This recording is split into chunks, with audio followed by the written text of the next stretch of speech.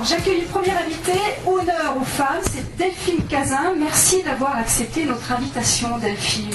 Merci à vous. Donc Delphine, on voit un petit peu partout vos créations dans les magazines féminins, sur le stand de Beauregard, le fameux festival de rock.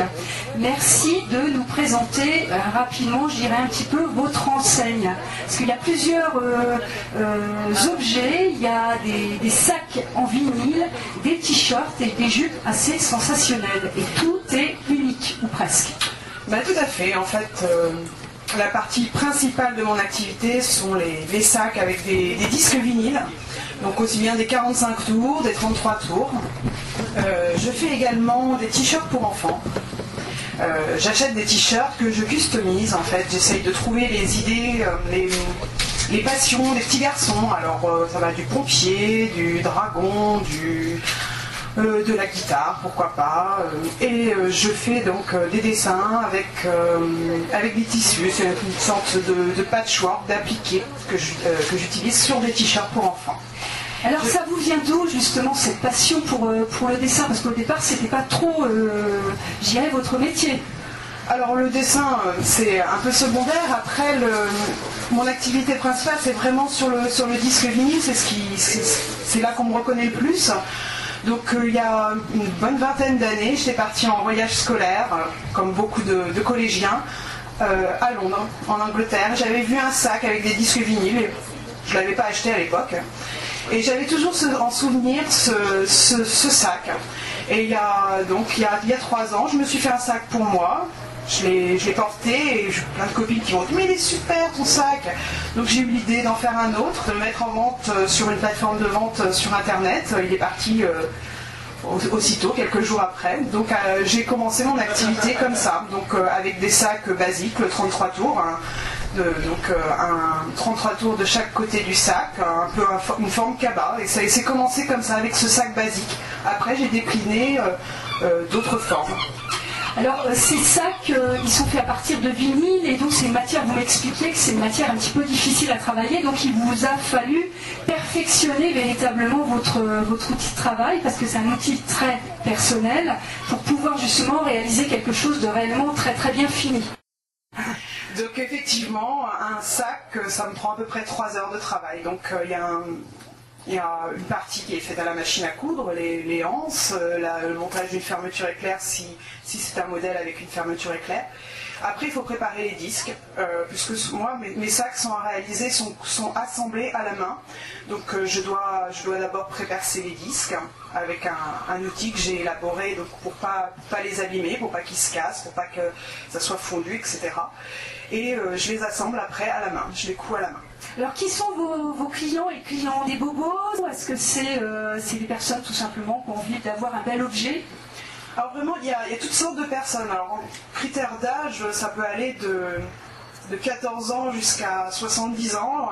Le vinyle évoque toujours pour tout le monde un souvenir, quelque chose, les années passées, ou alors des souvenirs d'avoir vu ça chez ses parents, chez ses grands-parents. Le vinyle, c'est un objet presque mythique maintenant. Oui. Alors où est-ce qu'on peut trouver vos créations? Sur le net, sur le marché de Caen, je crois, de temps en temps? Alors oui, sur le net, j'ai mon propre site, modelunique.com. Et tous les vendredis de l'été, je suis sur le marché nocturne du bassin de Plaisance à Caen, donc tous les vendredis soirs, avec d'autres artisans, d'autres créateurs. Nous sommes là de 17h à 23h. Donc il en coûte combien pour un sac? Parce qu'il y a différentes formules, hein. Il y a des sacs en toile, des sacs zippés, des sacs en cuir. Alors ils sont tous en simili-cuir, c'est une belle imitation de cuir, mais c'est pas du cuir. Donc il y a le sac dit basique, donc pour ma première création, c'est un sac avec 2 vinyles, 33 tours, qui ne se ferme pas. Celui-ci est à 39 €. Après j'ai eu une clientèle parisienne qui m'a dit mais c'est bien ton sac, mais prendre le métro avec un sac comme ça c'est pas possible, il faut que tu imagines quelque chose où on puisse fermer le sac. Donc j'ai fait des modèles qui sont entièrement fermés et fermés avec une fermeture éclair, donc en 33 tours aussi. Très joli.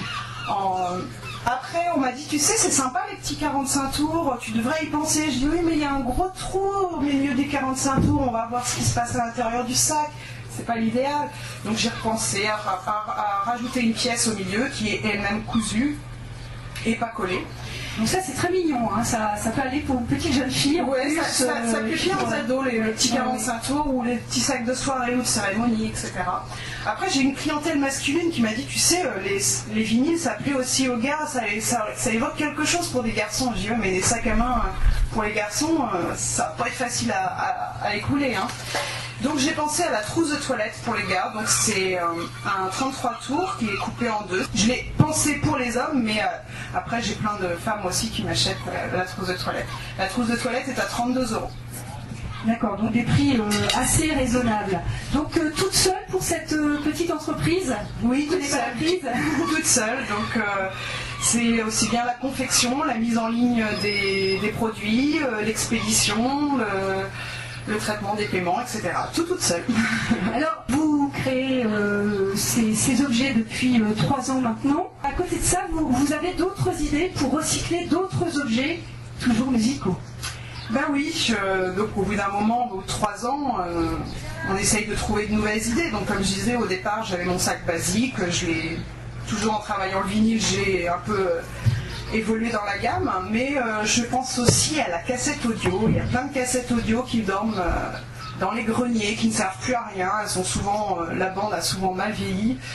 Et je ne sais pas, j'aimerais bien en faire un porte-monnaie ou des choses comme ça. Depuis peu, je fais aussi des porte-monnaies, des portefeuilles, des petites pochettes avec les pochettes des 45 tours. En fabriquant mes sacs en 45 tours, j'avais tout un stock de pochettes papier.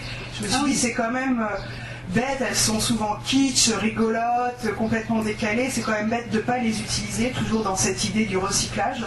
Donc maintenant, je les plastifie, je les couds à la machine, et ça en fait des petites trousses. Je les ai pas emmenées ici, mais ça en fait des petites trousses, des petites pochettes. Donc on peut retrouver une pochette de Ulysse 31, de téléphone ou de Patricia Cass. Enfin, ou même si vous êtes un petit peu plus classique, Gérard Lenormand ou Sardou. Voilà, tout à fait. Ça. Ma trousse de toilette, celle que j'ai amenée, c'est Pierre Bachelet. Donc voilà, s'il y a des fans de Pierre Bachelet. Quelle est la demande la plus originale ou la plus incongrue qu'on vous ait suggérée? Parce que de temps en temps, en fait, les personnes vous apportent leur vinyle. Ben oui, parce qu'il y a des gens qui me disent, moi j'aimerais bien un sac, mais avec un disque précis. Alors je pars jamais en quête du disque, sinon je ne m'en sortirai pas. Donc les gens peuvent m'apporter leur propre disque. C'est comme ça qu'à la Saint-Valentin cette année, j'ai réalisé un sac avec un disque de l'Alléluia de Jeff Buckley.